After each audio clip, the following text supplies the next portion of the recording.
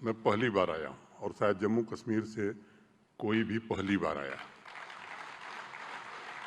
जम्मू कश्मीर अब तक दूसरे कारणों से जाना जाता था, नेचुरल ब्यूटी के लिए, अन्य कारणों के लिए।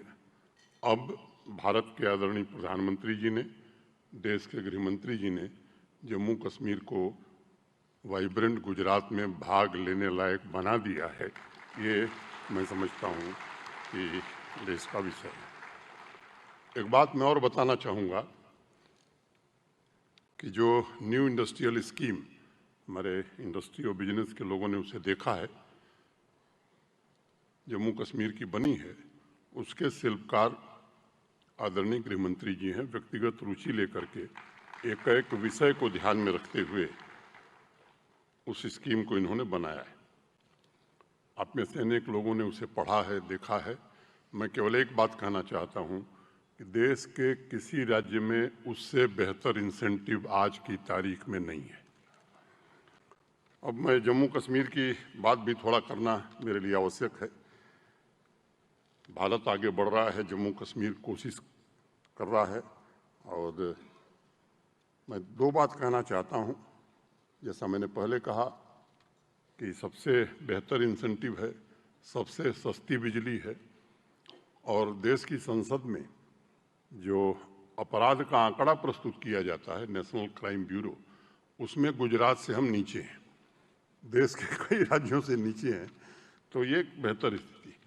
और जितना माननीय प्रधानमंत्री जी ने जिस तरह से ध्यान दिया है, आज 1.5 लाख करोड़ रुपए के हाईवे और टनल के प्रोजेक्ट जम्मू कश्मीर में चल रहे हैं। कनेक्टिविटी चाहे रेल की हो, एयर की हो या सड़क की हो, पहले से काफ़ी बेहतर हो गई है। और नेचुरल रिसोर्सेस का भंडार है। हैंडीक्राफ्ट और हैंडलूम में जो हुनर है लोगों का, वहाँ के लोगों का, वो बहुत ही बेहतरीन है। अगर मैं टैलेंट की बात करूं तो मैं कह सकता हूं कि टैलेंट भी वहाँ काफ़ी है। स्टेबल बिजनेस का वातावरण वहाँ बने, इसकी हर कोशिश हुई है। और मैं कह सकता हूँ कि आतंकवाद अपनी अंतिम सांसें गिन रहा है। माननीय गृह मंत्री जी के नेतृत्व में हर कोशिश हो रही है कि केवल आतंकवाद नहीं, उस पूरे इकोसिस्टम को समाप्त किया जाए।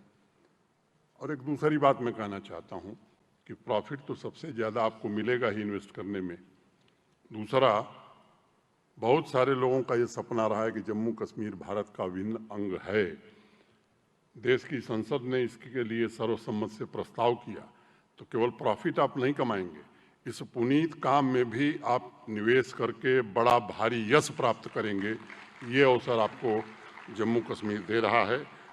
और ये केवल आप आइए, मैं आपको निमंत्रण देने आया हूँ। और एक बार फिर से आदरणीय गृह मंत्री जी का मैं आभार व्यक्त करना चाहता हूँ। पॉलिसी में जिस तरह से उन्होंने रुचि ली, उसके कारण मुझे याद है जब पॉलिसी बन रही थी, एक दिन उनके घर पर मैं बैठा था, तो उन्होंने कहा कि मनोज जी आप चिंता मत करिए, मैं स्वयं चलूँगा मुंबई अहमदाबाद, 20-25 हज़ार करोड़ का इन्वेस्टमेंट तो मैं कोशिश करके जरूर जम्मू कश्मीर में ले आऊँगा। लेकिन ऐसी पॉलिसी इन्होंने बनाई कि बिना कहीं गए अपने आप 90,000 करोड़ के प्रपोजल आ गए। इसके लिए मैं उनका विशेष रूप से अभिनंदन करता हूँ।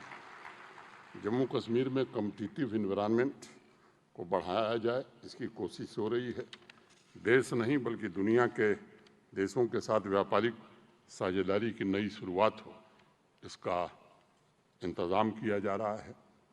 और अब गुजरात के लोगों से मेरा अनुरोध है, सुबह से मैं कई MOU आज साइन हुए हैं, लगभग 3,000 करोड़ के MOU गुजरात के अनेक इंडस्ट्री लीडर्स के साथ जम्मू कश्मीर इंडस्ट्री डिपार्टमेंट का MOU हुआ है। मैं उम्मीद करता हूं और मैं ये भरोसा देता हूं कि इसको हकीकत में बदलने का प्रयास शब्दों से नहीं, वास्तव में किया जाएगा। मैं फिर से एक बार माननीय मुख्यमंत्री जी, उनकी पूरी टीम को इस भव्य आयोजन के लिए हृदय से बधाई देता हूं और आप सबको फिर निमंत्रण देता हूं, आइए जम्मू कश्मीर में निवेश करिए। आपकी ज़िंदगी अगर 75 साल की है तो वहाँ आने के बाद 5 साल निश्चित बढ़ जाएगी। ऐसा वातावरण जम्मू कश्मीर में है। इतनी बात कह के मैं अपनी बात पूरी करता हूँ। धन्यवाद।